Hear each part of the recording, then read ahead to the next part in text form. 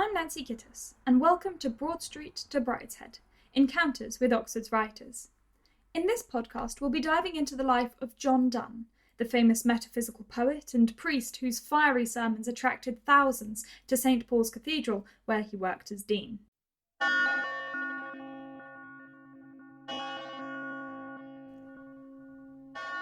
No man is an island, entire of itself.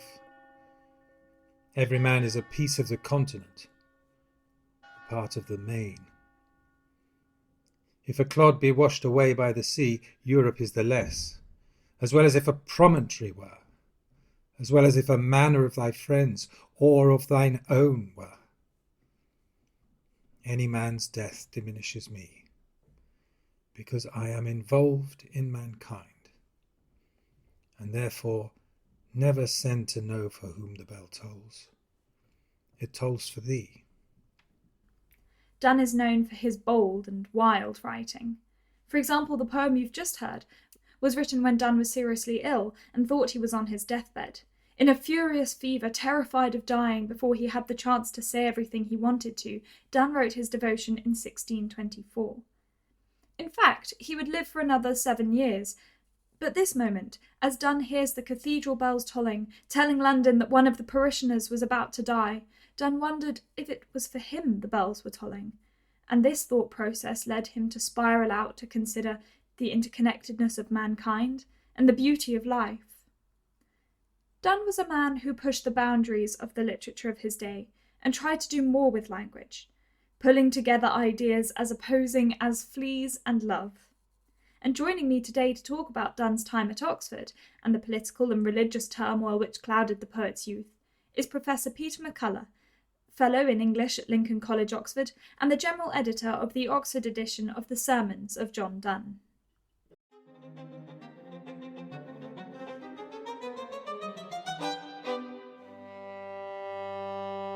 Professor Peter McCullough, it's great to have you on the podcast. Thank you so much for agreeing to be interviewed.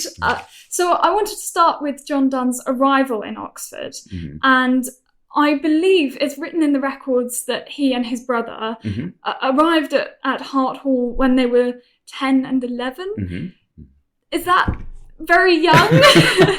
It is very young, especially by our standards, but not entirely unknown in the period, even under normal circumstances. Interestingly, especially for boys, of course, who had been educated privately or were from social elites. We find this quite commonly among aristocrats and among people like the Donnes who are, as it were, very upwardly mobile, well-connected.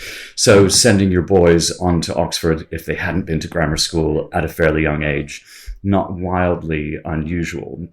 But there's another factor that's crucial in Donne's case, which is that it's fairly clear, fairly obvious, that this was also motivated by a very, very pragmatic, strategic attempt on the part of the family to get round some of the challenges that were faced by children who had been raised and were, as minors, professing the same religion as their parents. And Donne's family was emphatically Roman Catholic. There's no doubt that he had, especially through his mother's influence, a Roman Catholic childhood. Now, we have to get into some technicalities about matriculation in the 16th century and how efforts to root out Catholicism exploited some of those rules. It was conventional, especially for those who wanted to get in 4 years at university as Catholics without getting caught, just to be very reductive about it, to matriculate by the time they were 12, because when they turned 16, they would have to take the oath of allegiance to the Queen and swear that they agreed to the Protestant Articles of the Church of England. And so if you started at 12, you could get through the BA before 16. But also when you took that degree, you had to take those oaths as well. So 16 was a big pinch point where decisions had to be made. Now, the interesting thing is that just in the years around Donne's matriculation in Michaelmas of 1584, we know that the Privy Council had been trying to tighten the screws on Catholic nonconformity in the universities. by threatening to institute a scheme whereby they would do, as it were, surprise, randomly chosen interviews of even 12-year-olds and test their religious conformity. And if they admitted to being Roman Catholic, and this is scary, the authorities could make them what was called school hostages, which was literally to take the children away from their parents and to require them and put them under the tutelage of a Protestant.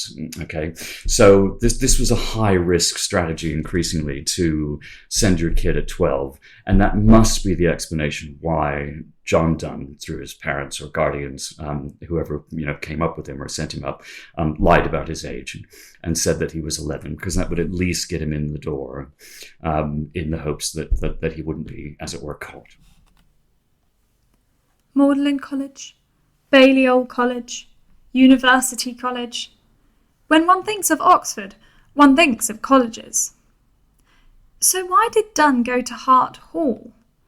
What even was the difference between a hall and a college? Perhaps one reason was that Hart Hall didn't have a chapel, allowing Donne to miss the obligatory Protestant chapel services without arousing suspicion. But there were other colleges which didn't have chapels, Jesus College, for example. So why Hart Hall? Did John have family connections there, or did the hall have a certain reputation which attracted the Donnes' patronage?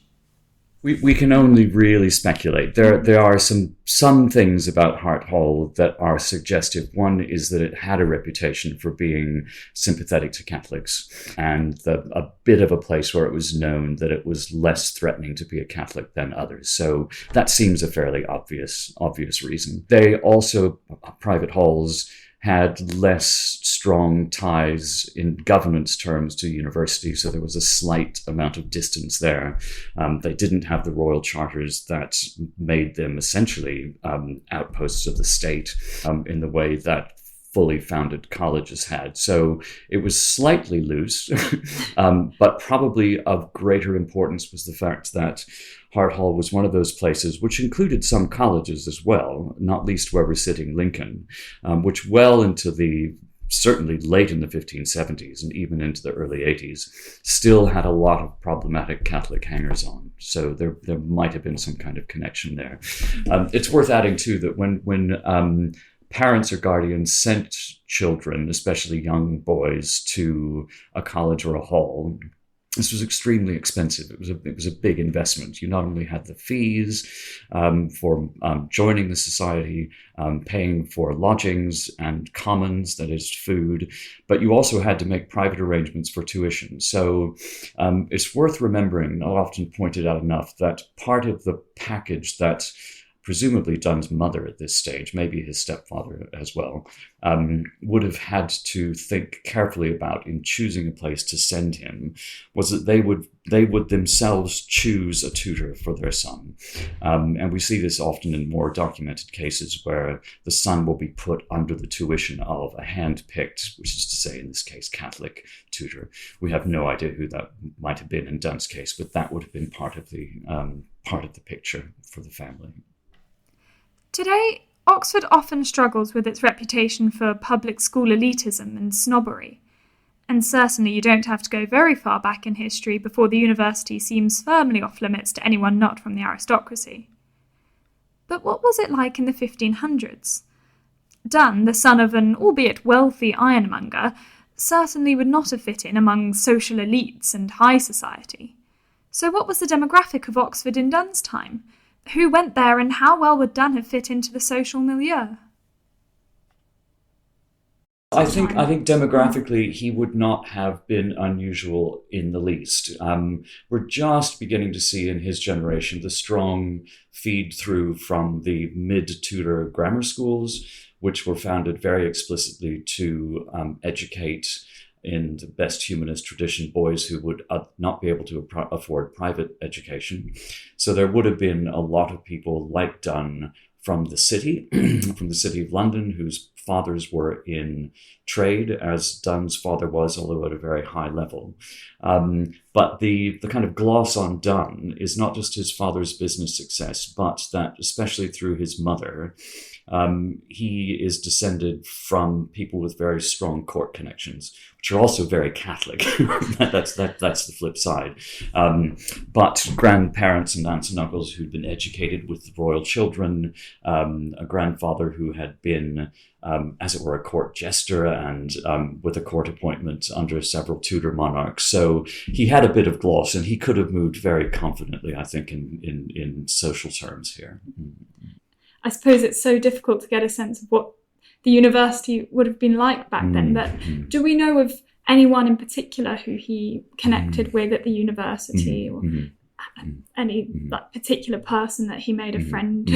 Yeah, it's the kind of thing that biographers would give their right arms to know. We really wish we knew who Donne knew. Unfortunately, we have no evidence from his own mouth about the acquaintances that he made while he was here. There is, though, again, circumstantial but compelling, the fact that his lifelong friend from, in documented terms, the 1590s onwards, Sir Henry Wotton, was matriculated at Harthall in the same year. So a tiny place, they must have known each other. But the extent to which we can credit the roots of anything more than the acquaintance are really shaky, although Wotton became one of Donne's closest and dearest friends throughout his life. Today, although there is a great deal of choice within the undergraduate degree, courses are largely set. Students studying history at Oxford, for example, have to study a fixed number of papers and cover a certain time period and geographical area in their course of studies. But if parents were picking tutors for their children, how centralised could the degree system have been? In any case, were there even such things as different subjects? Did everyone study the same subject? Or was there as wide a range of choice as there is today? In essence, what did university actually mean in the 16th century? It's surprising to acknowledge this, but as scholars have only recently pointed out, a desperately small amount of work has been done on what the curriculum actually was.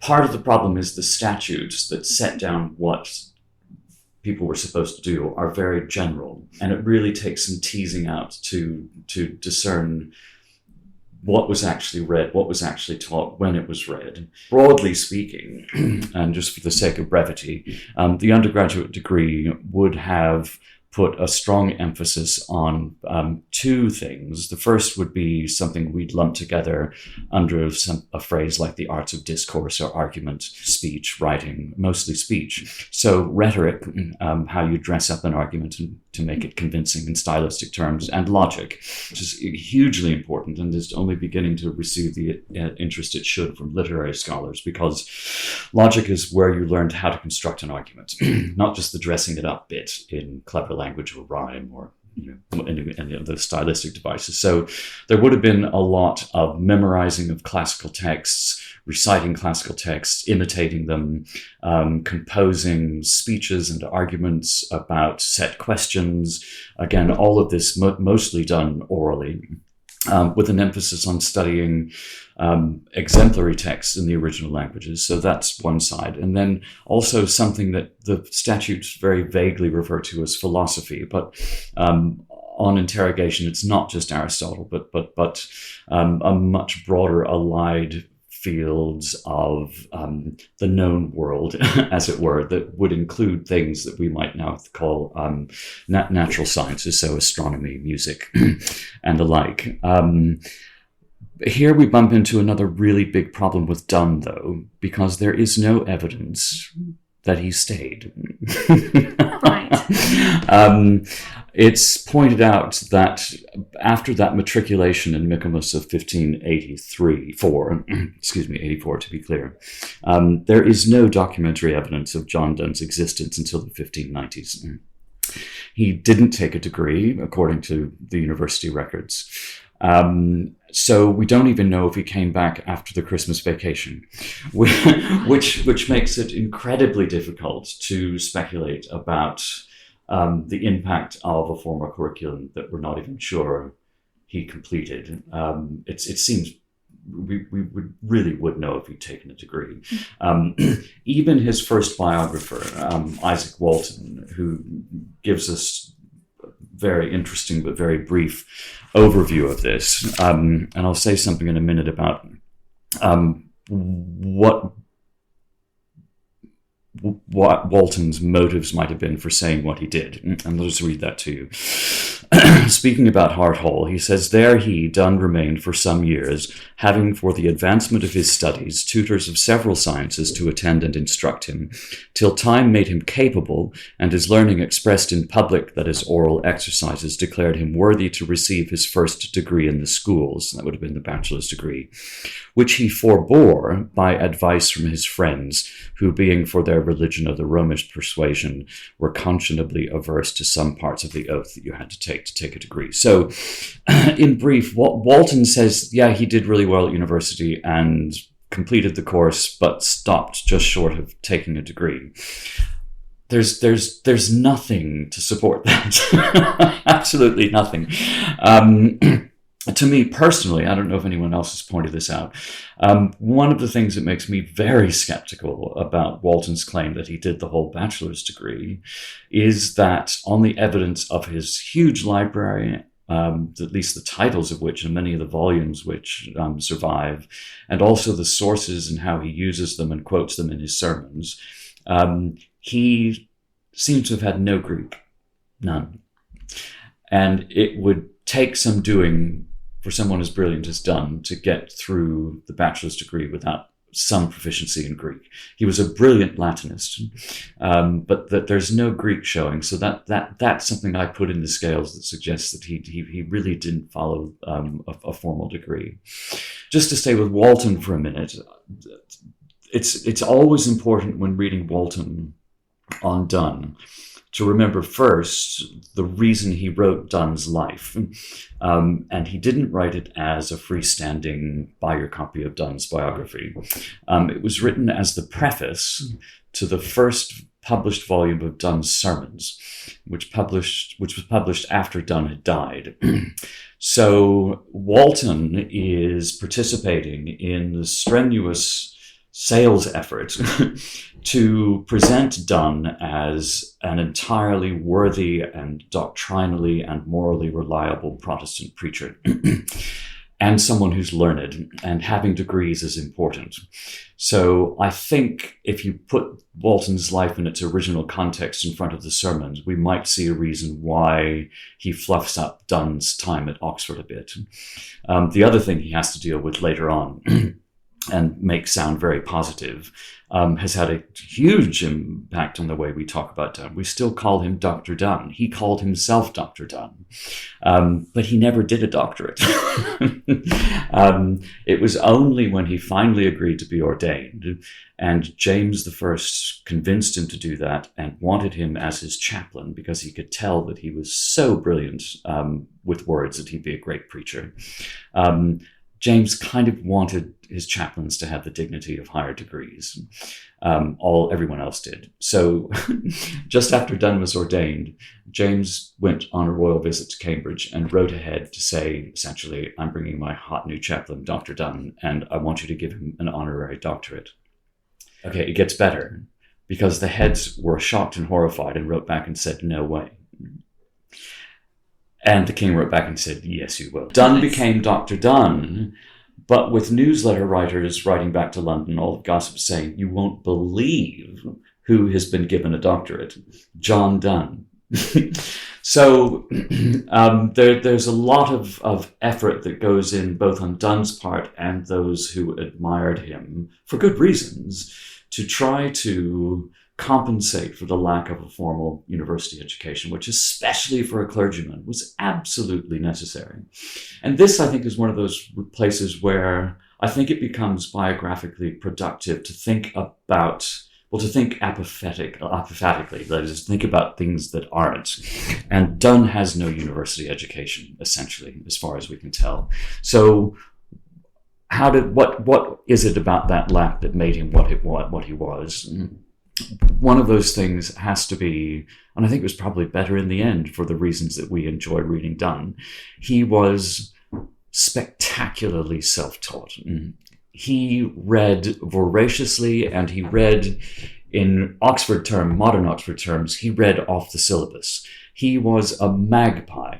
And again, his library shows this, but also the fecundity of his poetry, of his prose, has a kind of freedom and a kind of range, and it gives it that avant-garde edge that I think we admire, especially when you get to the religious writing that isn't cookie cutter Oxbridge. The other thing about him personally is that he clearly felt a social anxiety about not having those degrees. And wow, do we encounter that now? I mean, usually for other reasons, for lack of access to Oxford and the resentment that comes from having been kept out by privilege or social status. In Donne's case, it was religion.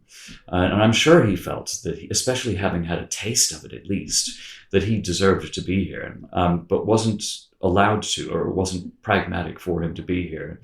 And I think he carried that defensiveness, that desire to prove himself to be more brilliant than everyone else, to show that you could do it without having been to bloody Oxbridge, which is something I really admire about it.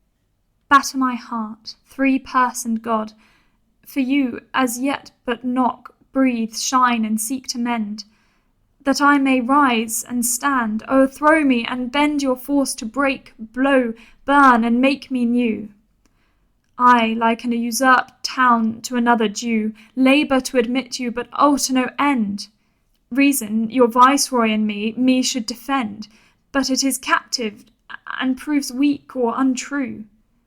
Yet I dearly love you, and would be loved fain, but am betrothed unto your enemy. Divorce me, untie or break that knot again. Take me to you, imprison me, for I, except you enthrall me, never shall be free, nor ever chaste except you ravish me.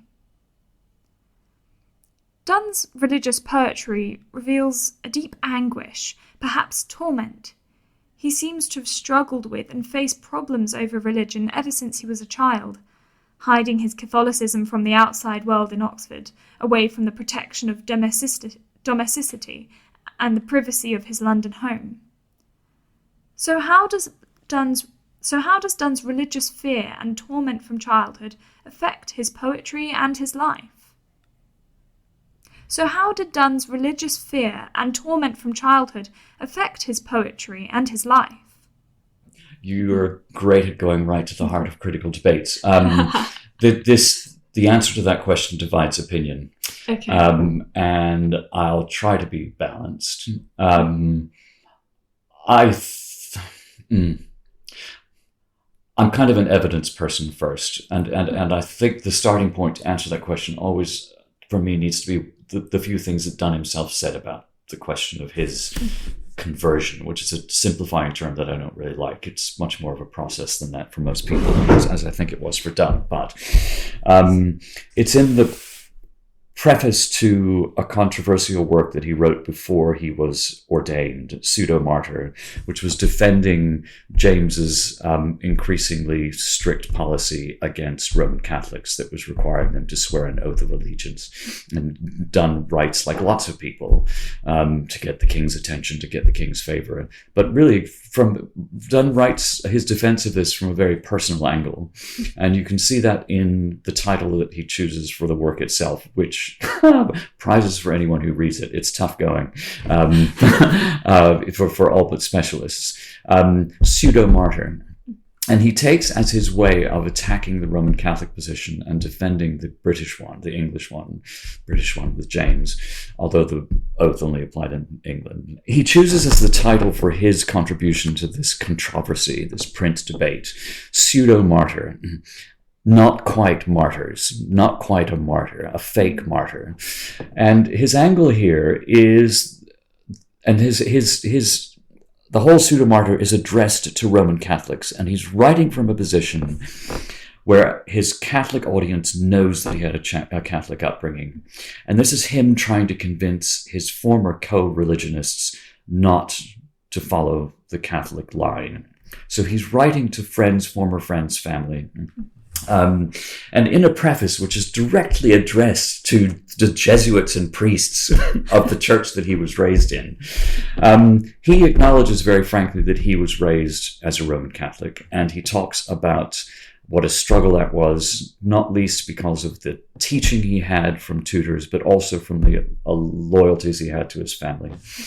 And comes out at the other end and says that having read multiple volumes of controversies between Catholics and Protestants, he's decided that the Church of England is entirely defensible, and especially on points like the papal supremacy, Rome is wrong.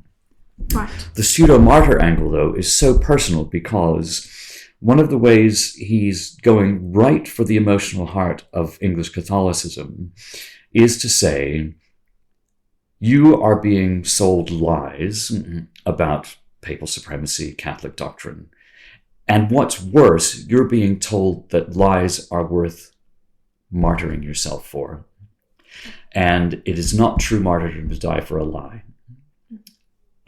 So, and this is years before Donne is ordained. It's when he's at about the time that we know he's writing a lot of his religious verse. I personally really struggle to see how, certainly by this point, and I think probably by the 1590s, Donne has anything but a residual allegiance to Roman Catholicism. Now, you asked, though, about the poetry. I think the most important thing to take away, at least for me, from the religious poetry, is how difficult it is and how compelling it is, because Donne wrestles with difficult questions. And here's that magpie open-mindedness again. He wrestles with difficulties that are raised by both Protestantism and Catholicism. He wrestles with strict predestinarianism. He dismisses hardcore Roman Catholicism, but can, in the same works, and definitely when you start comparing different works, he can sound like he's saying different things at different times, which to some critics looks like intellectual dishonesty, but I find refreshingly honest. It was tough. And there are, I think for Donne, parts of Roman Catholic devotion that still resonate for him emotionally and that surface in the poetry. One is a degree of admiration and possibly even devotion to the Virgin Mary that most Protestants would have problems with. But even on those points, he can kind of just get away with it. The other, which I don't think is discussed frequently enough, is how compelled Donne is by Christ's passion and the crucifixion, which of course is the centerpiece of Catholic piety, the devotion to the crucified Christ, crucifixes over an altar, which of course easily slides into either idolatry and worshipping images of Christ, or the idolatry of the Mass, which is taken to be the transubstantiated elements of the bread and wine, which is a doctrine that Donne had absolutely no time for. He's much more Protestant on the Eucharist than a lot of his Protestant colleagues. But devotionally, poems like Good Friday Riding Westward, for example, really throb with an emotional response to quite often highly visual and highly physical meditations on the crucified Christ that Protestants were nervous with. So I do see it, but for me, the risk becomes taking the step that some have taken very influentially in criticism over the last 40 years, to say that Donne was just paying lip service to Protestantism. At heart, he was a Catholic, and it was just because he wanted a job that he perjured himself like this. Well, there are 16 volumes of sermons and a whole adult life that says there was more to it than that. Master John Donne was born in London in the year 1573, of good and virtuous parents, and though his own learning and other multiplied merits may justly appear sufficient to dignify both himself and his posterity, yet the reader may be pleased to know that his father was masculinely and lineally descended from a very ancient family in Wales, where many of his name now live that deserve and have great reputation in that country. This is the opening sentence of Walton's The Life of Dr. John Donne. It's a biography which accompanied the publication of Donne's complete works in 1658. It seems fairly sure of itself, assertive in its statements, certain of the truth of its own knowledge. But is it? Who was Walton? Why did he write Donne's biography? And is it as trustworthy as it makes itself out to be? The life of Donne, the biography of Donne, is the preface to this big volume of Donne's sermons. I see. As the dean of, Dr. Donne, Dean of St. Paul's. Right. Which Donne he only published a few of his sermons during his lifetime. Long story short, his son, who was a bit of a rogue and a rat, when he started running out of money, he sold his dad's sermons to a publisher. Wow. And thank goodness he did, because that's why we have the body of writing that we have by him. And he, presumably the son, John Jr., recruited Walton as a known man of letters and a groupie of his father's to write the biography that would be the way that you approached the sermons. This was Walton telling you about the Donne he wanted you to know before you read the sermons. Right, I see. So when you say Isaac Walton, a known man of letters, was he a writer, or how? Just a literate man of leisure, we might say. Well off, he was a member of the Drapers' Company, so there is very much a city trade business aspect to his career. He knew Donne firsthand as a parishioner at St. Dunstan's in the West, where Donne was the vicar, which was a position he held while he was also Dean of St. Paul's.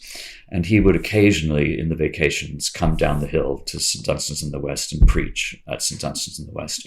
And it's there that Walton will have known him most immediately in the pulpit.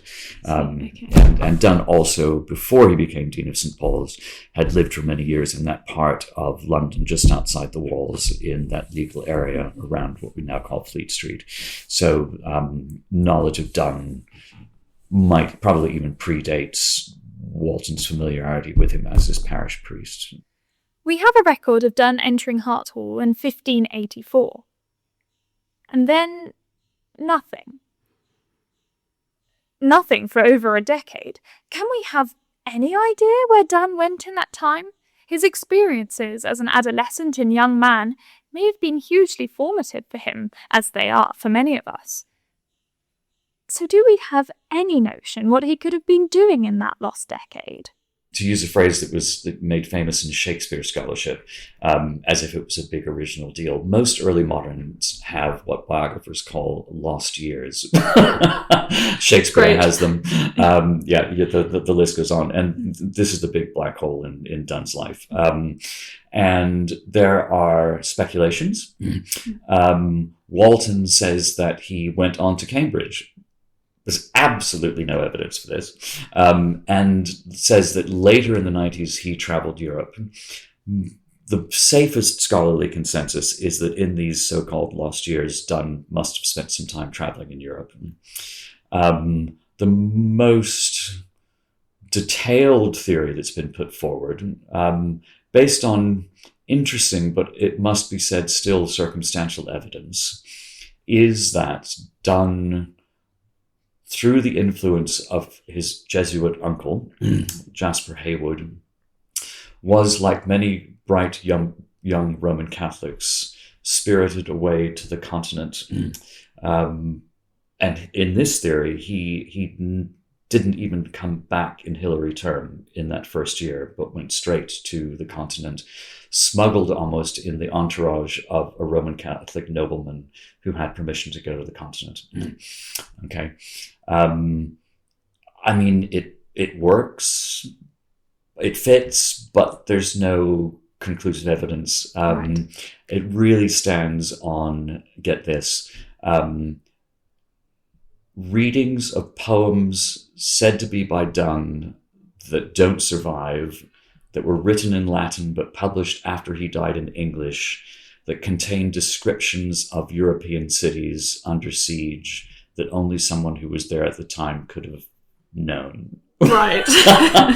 And I mean, I don't mean to mock that too much, but it does just show how tenuous the best attempt to account for the gap is, based on the available evidence.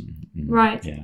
Fantastic. Thank you. So, okay, final question then. Just thinking about sort of along similar lines, but thinking about when we think Donne left Oxford at some point, and Jasper Hayward, and I was just thinking, do you think that he at Oxford might have been under suspicion because Jasper Hayward was sort of known as a Jesuit and sort of spiriting and he was also, Jasper was also known in Oxford. I mean, this is a tiny place, and even now we talk about the gossipy world of colleges.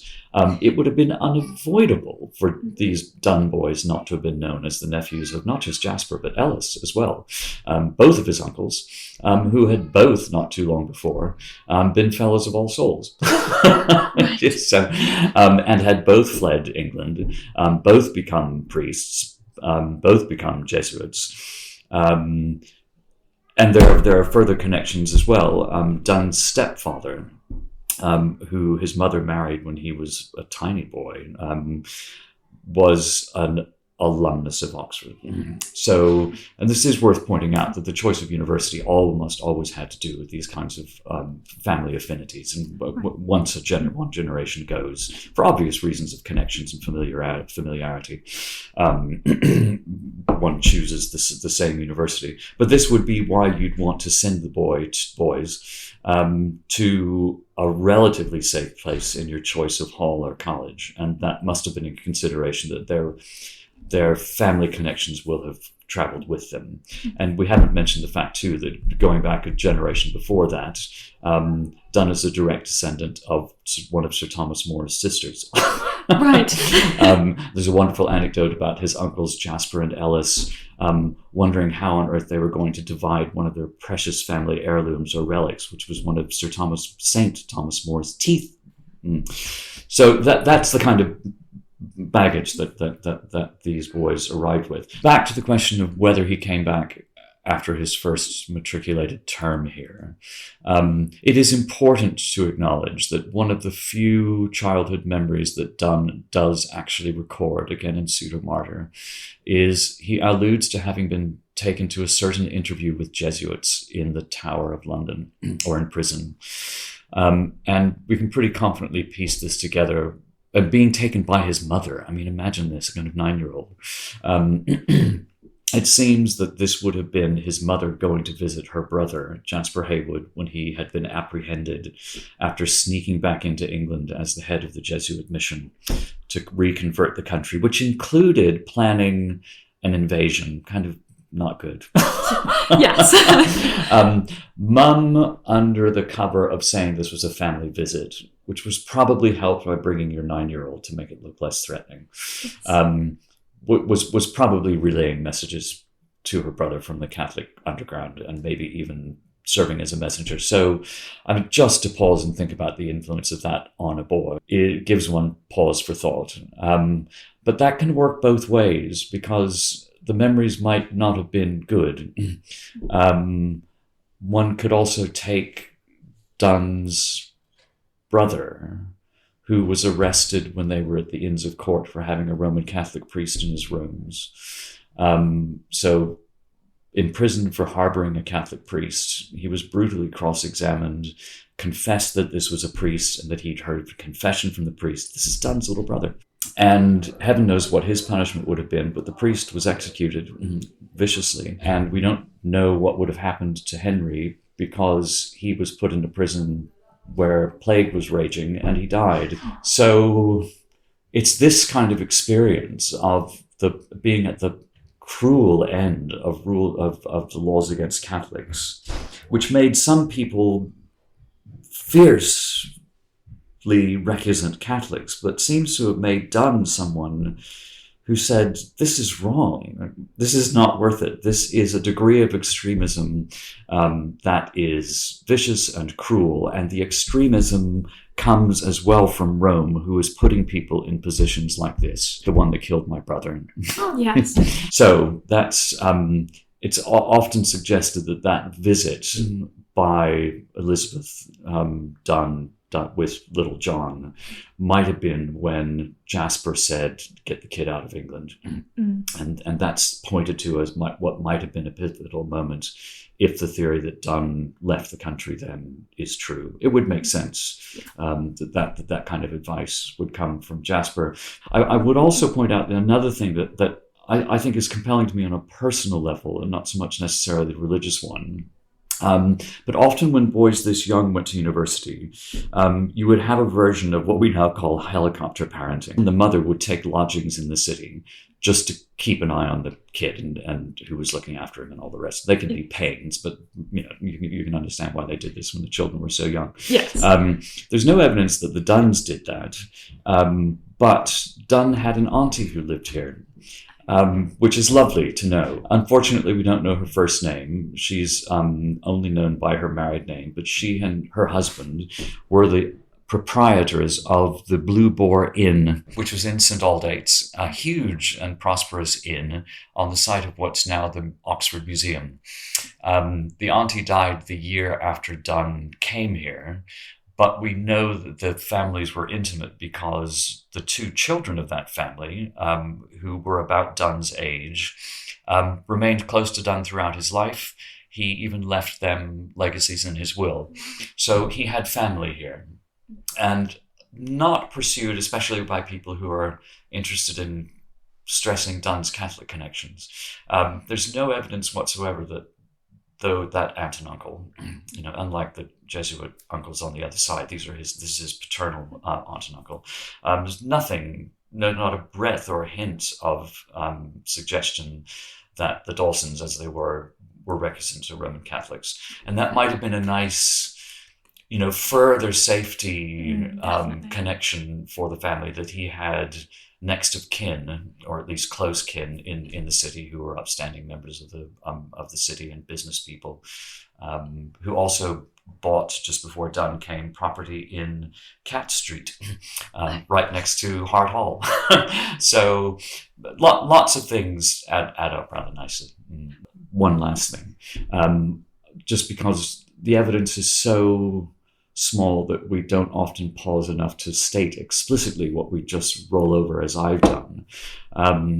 The paramount importance of women in the lives of these male authors that we're talking about, and Elizabeth Donne.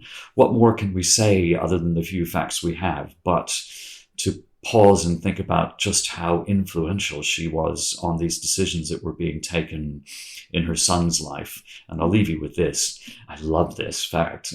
She married twice after Donne and survived even her last husband.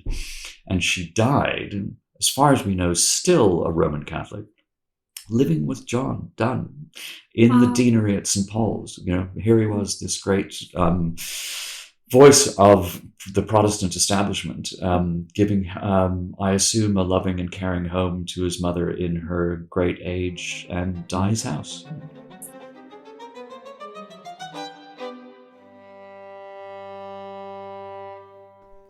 Later in life, Donne looks back in thanks for his mother being so carefully and so chargeably diligent in her choice of his education. Chargeably meaning she spent a lot of money. As we discussed, at Oxford she would have had to pay for accommodation, food, tutors, and clearly Donne had great respect and gratitude for the care and attention his mother paid to his education, which perhaps led him to flourish so brilliantly as a preacher and poet.